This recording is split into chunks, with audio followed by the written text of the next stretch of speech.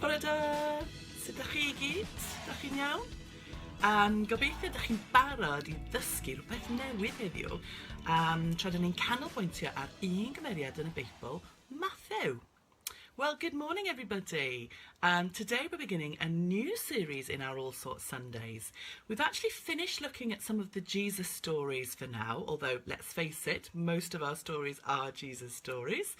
And today we're starting our Introducing series, which for the rest of this year on Allsorts Sundays will take us through some of the authors, teachers and carriers of the New Testament Gospels and letters. Today we're starting with Matthew, one of the Gospel writers in the New Testament. But we're also going to look at some lesser known authors like James and some of the carriers and teachers like Phoebe and Priscilla later this year. So for each person in the Introducing series, we will try and tell you some of the information that we have about them. Where were they from? Did they have any family? Where did they travel to? What did they like to write about or teach about? What was special about them? Things like that.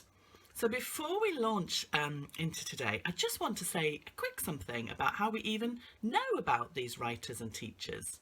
Well, scrolls have been discovered over the years with all of the texts that make up our Bible.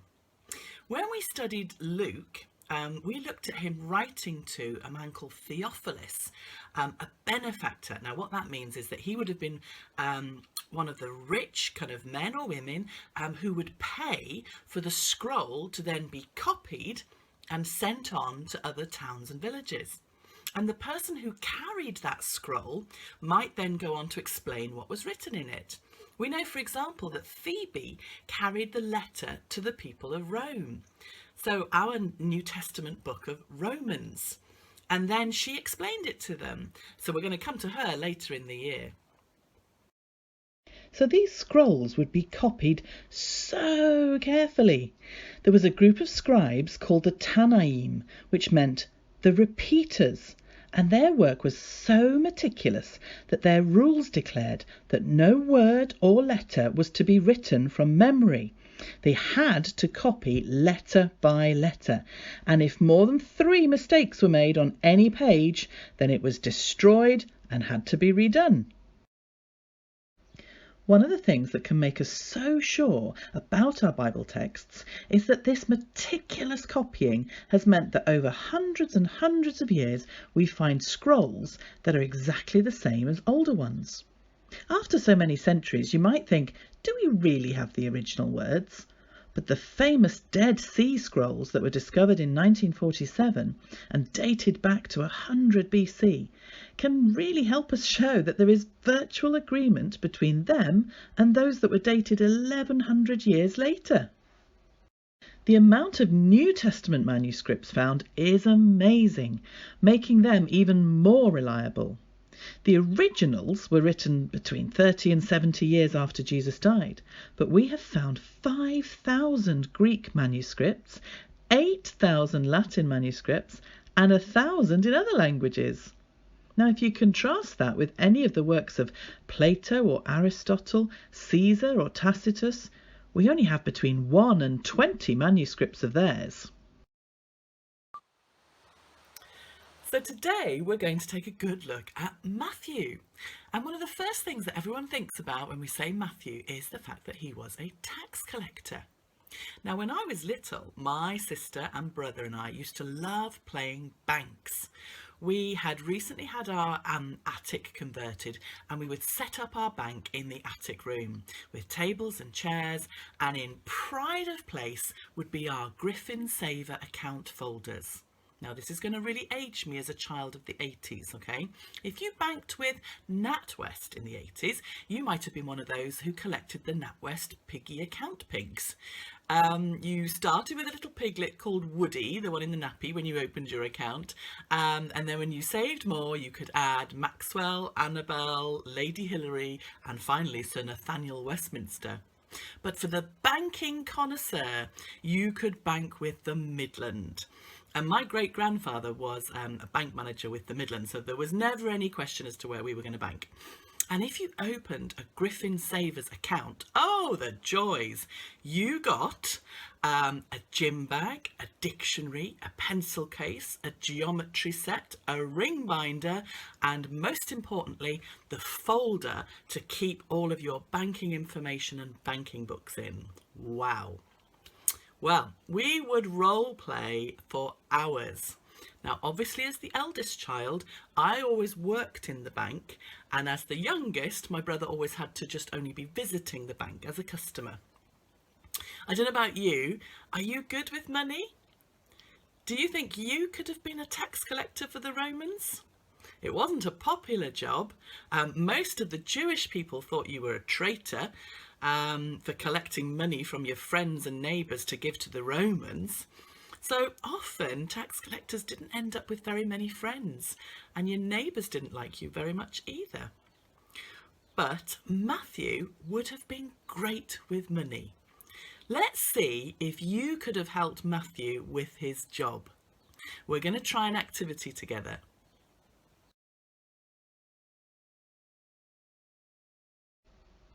Here are some coins from Antioch, which is where Matthew might have ended up going. And let's see if you can help him out. Now, I've made up their values, but just to help you out, I've used some visual clues. So, the lady holding one harp is worth 1 drachma. The lady with the 2 animals is worth 2 drachma. And the 3 ladies with all the weapons is worth 3 drachma. Okay? Have a good look. Can you remember that? Here we go. Let's start with an easy one.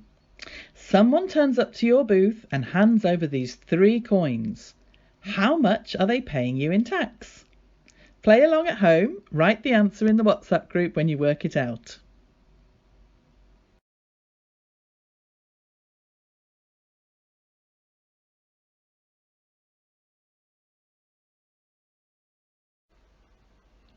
Here's the next one.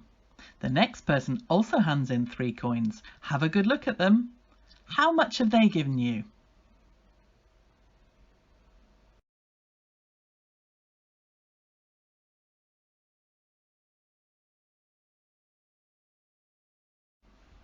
The next person's got more tax to pay. Have a look at these 4 coins. How much have they given you?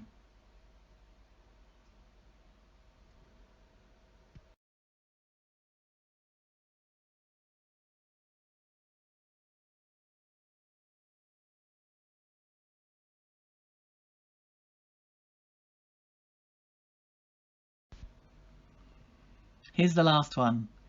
The next person hands over 5 coins. How much tax have they paid?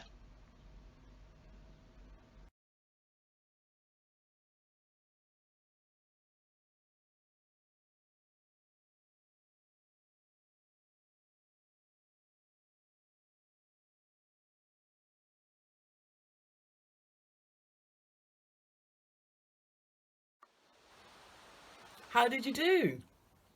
Fantastic. Well done if you got some right. That's excellent. Now here comes a song.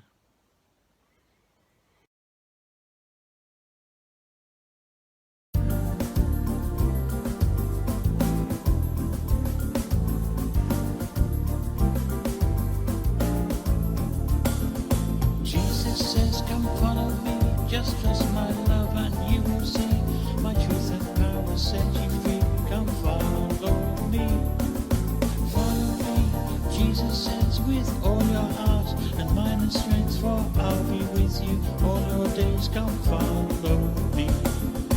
Jesus wants to be our Saviour. Jesus wants to be our healer. Jesus wants to be our friend forever and our lifetime King. Jesus says, come follow me, just trust my love and you will see my truth and power set you free. Come follow me, follow me. Jesus says, with all your heart and mind and strength, for I'll be with you all your days. Come follow me. Jesus wants us Sul wants us all to know him. Jesus wants us all to love him. Now it's up to us to choose to follow, making him our King. Jesus says, come follow me, just trust my love and you will see my truth and power set you free. Come follow me, follow me. Jesus says, with all your heart and mind and strength, for I'll be with you all your days. Come follow me. Jesus says, come follow me, just trust my love and you will see my truth and power set you free. Come follow me, follow me. Jesus says, with all your heart and mind and strength, I'll be with you all your days. Come follow me.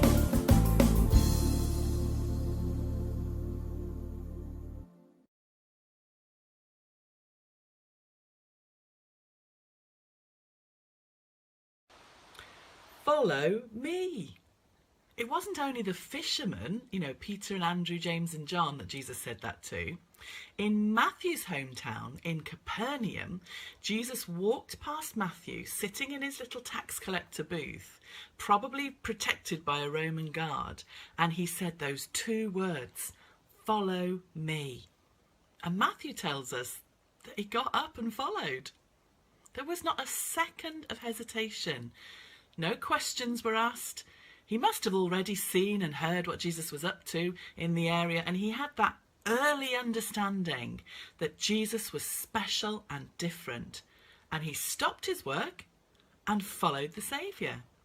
And his booth was never visited by Matthew again. I absolutely love the series The Chosen, and it's free to watch. The easiest way is to download the app onto a device and either watch it on a tablet or cast it to your television. I personally think it's brilliant. It isn't trying to be the Bible or add to the Bible, but the backstory that it kind of fills in instead makes you want to rush to your Bible to see if you've missed anything before. I can't watch it without my Bible also open beside me. I really love what they've done with the Matthew character. They've made him as though maybe he's got something like Asperger's or some other spectral condition. He's been rejected by his Jewish family for the job that he's taken. He's lonely, he's fascinated by detail and accuracy and wants to record everything down on his little tablet, not an electronic one, but his little writing tablet. And much of it is conjecture, but I really like the way that they've made him a real person, someone who you may recognise in somebody you know. And in the episode where Peter is disgusted with Jesus for calling Matthew, Jesus says, well, you didn't get it when I called you either, Peter. And Peter replies, this is different. I'm not a tax collector. And you get the stellar line reply from Jesus in there. He says, get used to different. At first I found Matthew kind of younger than I expected, until I realised that actually probably all of the disciples, apart from Peter, were likely to have been under 20 years of age. And there's many reasons that this is probably the case, but I'll just give you a few. First of all, Jesus refers to them as little ones or little children, which probably would have been insulting if they were men, no matter how gentle or radical the rabbi was. And secondly, John and James's mum, she was called Salome. She was a bit of a pushy mum, and she wanted to arrange where they sat with Jesus at the table. And her pushiness wouldn't really make sense if the brothers were grown-up men. Even their nickname, the Sons of Thunder, may well have referred to their kind of loud or bold characteristics in youth. I can definitely identify with that description of teenage boys. In the time of Jesus as well, a Jewish man received a wife after he turned 18. And Peter is the only one that we know that was married in the Gospel. Scripturally, no other disciples' wives are mentioned. But the main one I want to focus on today comes in a story that only Matthew tells us about in Matthew 17. And it is the story of the temple tax. It's just a short story. In Exodus 30, the Jewish law tells us that every male over the age of 20 had to pay an offering when they visit the temple of God. And in Matthew 17, verses 24 to 27, Jesus instructs Peter to fish up this tax and to find a 4 drachma piece in the mouth of the fish that he catches, enough to pay the tax for 2 men, himself and Jesus. And so Jesus requests this only for Peter and for Jesus. So we can probably conclude that the others were underage and therefore didn't need to pay the temple tax. Let's have a look at some of our younger church family members learning a bit more about this story.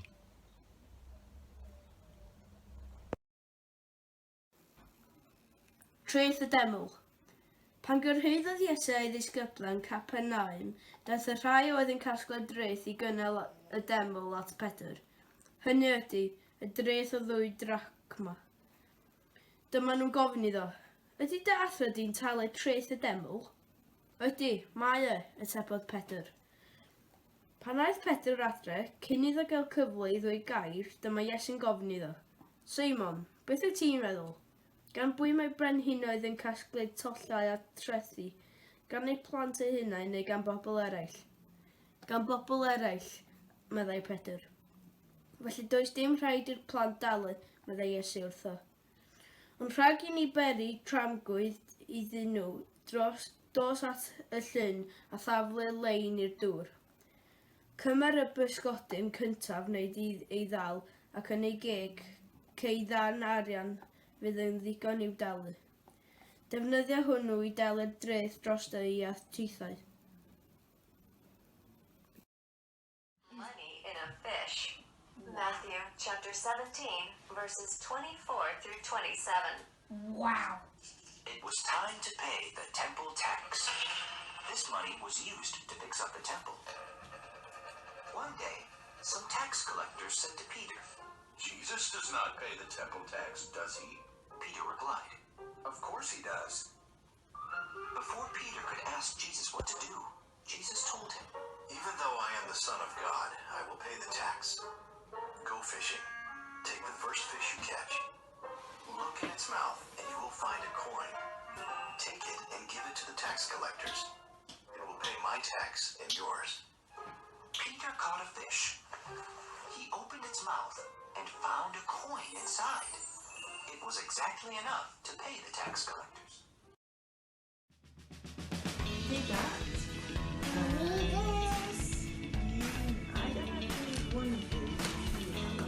But we need some scissors. Wait, I got these. Yep, you need one of those. Lennon needs one. You can make one. I'm filming. You're the filmer. I might make one. Scissors. Oh look, eyes. Put eyes.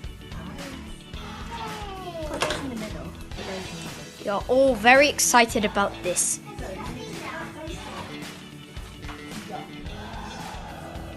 Brilliant. Well done. And another one.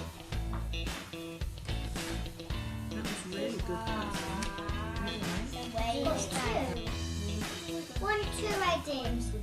Okay. Wow, well done you. Right, then you need to fold them in half. I think it is because I can see something of my body. And I can see somehow that it's going.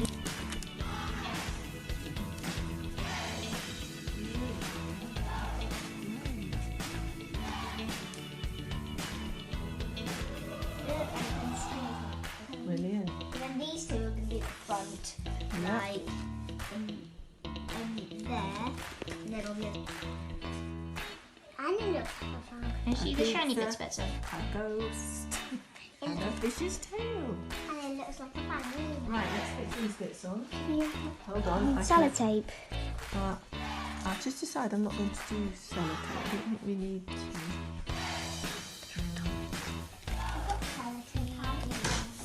It's quite hard through the sticker, but that's just where the point is.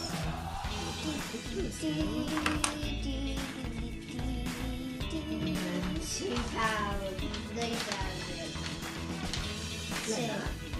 If you read this, on there, then let's Make it come out. Make it come out. Hey!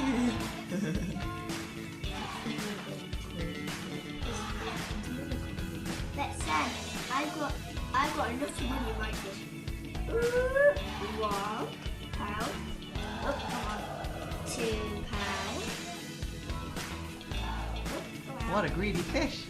But is that enough for the taxes payment? Is it enough? Oh.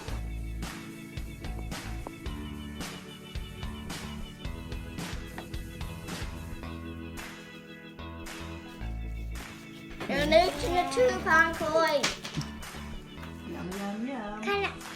It's really one of Jesus' helpers came to tell Jesus it was time for him to pay the tax.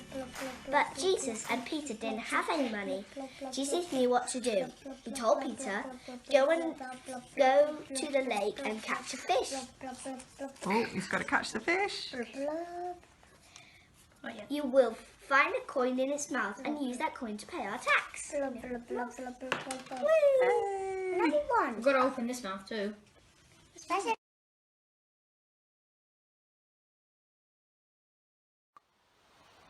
It's just like Matthew to include a story about taxes that nobody else bothers to write about. Matthew loves to organise, and he likes pairs in his stories too. He's arranged the stories in his gospel in a very systematic way. And Matthew's the only one to use all the precise terms for money or coins that they talk about. He's the only gospel writer to mention gold. He's the only one to mention silver and talents, which was another form of currency. He specifies which coin instead of just the word coin. He uses a specific word for banker or money broker that none of the other gospel writers do. And he's the only gospel writer who uses the word debts in the Lord's Prayer. The others use the word sins. Forgive us our debts, says Matthew, as we have forgiven our debtors. Interesting, isn't it?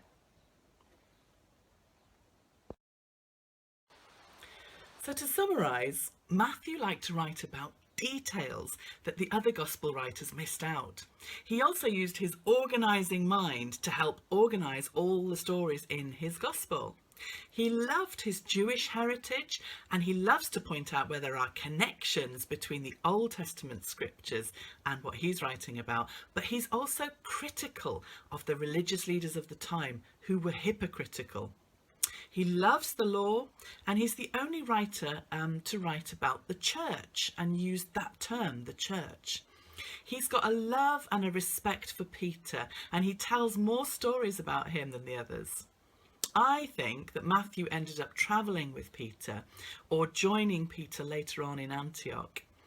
His gospel gives lots of hints that he spent a lot of time with Peter. We don't know exactly what happened to Matthew at the end of his life, and we don't know exactly how he died either. But he left us a really important part of the Bible, and he told us stories that nobody else did either. For example, we wouldn't even know about the wise men that came to see Jesus when he was maybe about 2 without Matthew. If you've ever been a wise man in your school nativity play, then you've got Matthew to thank for that. Anyway, it's time to wrap up for today.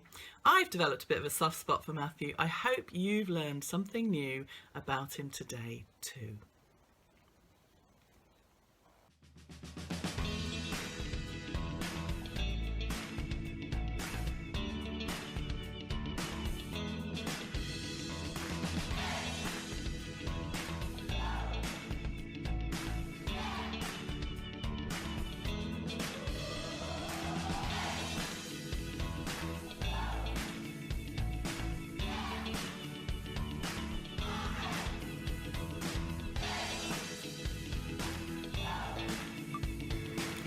So do us some... Is it enough? Oh.